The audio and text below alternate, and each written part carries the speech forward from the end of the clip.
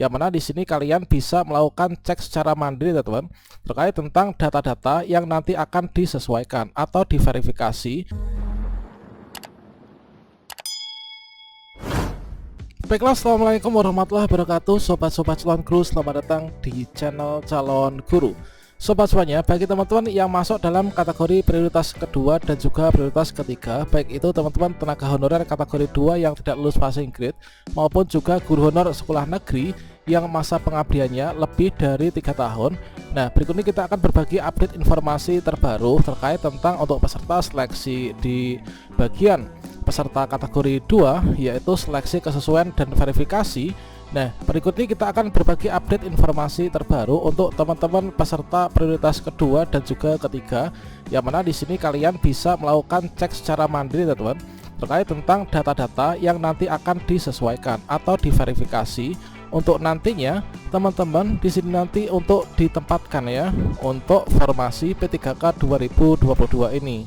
Bagaimanakah informasinya dan bagaimanakah cara untuk cek secara mandirinya? Silahkan simak video ini sampai selesai. Namun sebelum kita lanjutkan, saya ingatkan bagi teman-teman yang mungkin baru pertama kali menemukan channel ini, silahkan klik tombol subscribe-nya dan aktifkan notifikasi loncengnya sehingga nanti jika ada update video terbaru teman-teman tidak akan ketinggalan informasi. Baiklah sobat semuanya, seperti yang kita ketahui, nanti untuk keberlangsungan seleksi P3K Guru 2022 di sini terjadi atau ditetapkan ada 3 jenis mekanisme seleksi teman-teman. Kita lihat dari kasus para pendaftarnya, yang mana di sini adalah pokok pangkalnya inilah berdasarkan formasi yang tersedia di daerah ya. Artinya di sini jika memang di daerah itu masih ada formasi, maka di sini secara berurutan ini adalah yang pertama itu adalah untuk teman-teman yang sudah lulus passing grade. Nah, di sini yang sudah lulus passing grade ini nanti langsung penempatan teman-teman, jadi tidak dilakukan tes lagi ya.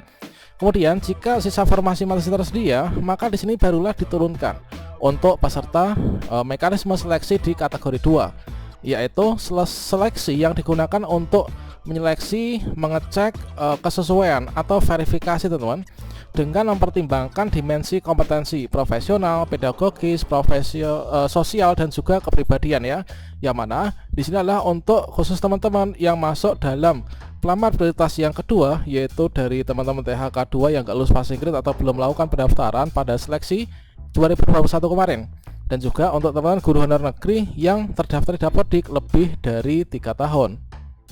Nah, untuk mekanisme seleksi kesesuaian atau verifikasi ini adalah bagi teman-teman pelamar dari THK 2 ya, guru honorer kategori 2, dan juga guru honorer sekolah negeri yang minimal 3 tahun ya bekerja dan juga terdaftar di Dapodik. Maka di sini nanti teman-teman akan mengikuti seleksi ini teman-teman, yaitu seleksinya ada 3 jenis. Nah, seleksi yang pertama adalah ini, kemudian yang kedua, kemudian yang ketiga. Nah, untuk yang pertama, ini adalah seleksi kesesuaian verifikasi dilaksanakan apabila masih tersedia kuota formasi teman-teman. Jadi dari sisa formasi yang masih ada dari teman-teman yang sudah lulus passing grade dari kategori 1, maka nanti barulah di sini akan dibuka ya untuk formasi bagi prioritas kedua dan juga ketiga. Nah, pada seleksi ini dilakukan dengan menilai kesesuaian dari 4 dimensi. Nah, ada 4 dimensi yang disesuaikan, yang dicek antara data-data dari teman-teman disandingkan dengan formasi yang nanti akan diberikan atau akan dipilih, itu nanti akan disesuaikan. Yang pertama ini adalah kualifikasi akademik ya, kualifikasi akademik dan atau sertifikat pendidik.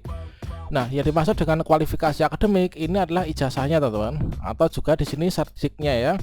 Mempertimbangkan linearitas. Nah, dikarenakan di sini nanti kita harus linear antara ijazah yang kita miliki, kemudian data-data perguruan tinggi kita, kemudian disandingkan dengan formasi yang nanti kemungkinan akan bisa kita pilih pada sekolah induk kita.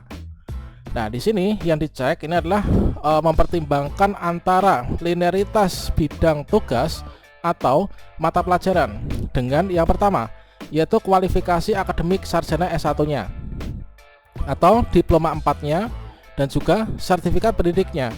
Nah, berikut ini kita bisa mengecek secara mandiri sejak dini terkait tentang data-data ini, apakah memang sudah benar sesuai dengan berkas asli yang kita miliki. Dikarenakan untuk yang di sistem itu harus sama teman-teman dengan berkas yang kita miliki ya. Nah selanjutnya sebelum kita lakukan pengecekan secara mandiri untuk menyandingkan, mencocokkan verifikasi dari ketiga data ini, kita cek dulu yang di bawahnya.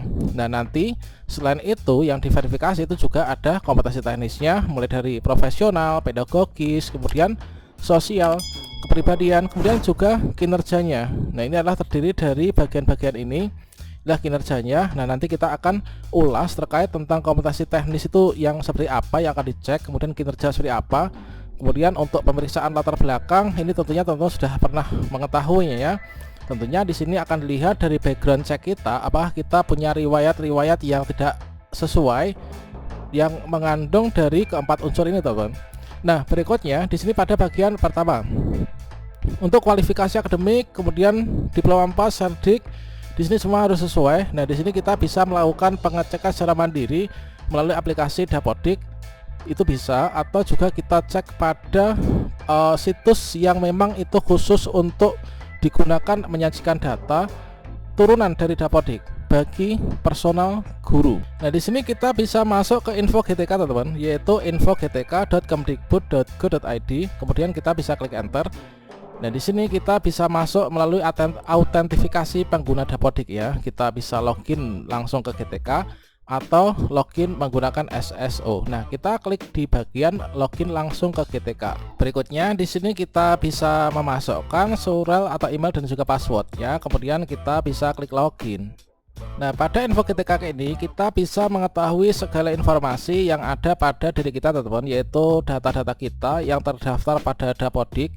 Mulai dari sini untuk jenis PTK kita ini apakah guru mapel ataukah guru kelas, ini adalah terbaca di sini teman-teman.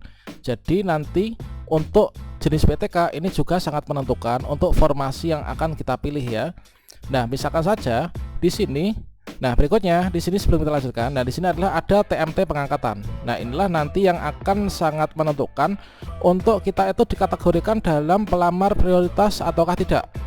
Kalau misalkan seperti ini, TMT SK pengangkatannya ini adalah tahun 2023, 2003 ya. Ini nanti masuk ke dalam pelamar prioritas. Kalau misalkan teman-teman di sini belum lulus passing grade ya kemarin, maka di sini nanti masuk peserta prioritas yang ketiga teman-teman, karena di sini untuk masa kerjanya ini adalah lebih dari 3 tahun, adalah menjadi pelamar prioritas ya. Nah, selanjutnya dari jenis PTK kita yang ada di sini yaitu guru kelas, maka di sini akan disesuaikan dengan jurusan program studi kita, yaitu guru kelas SD atau MI.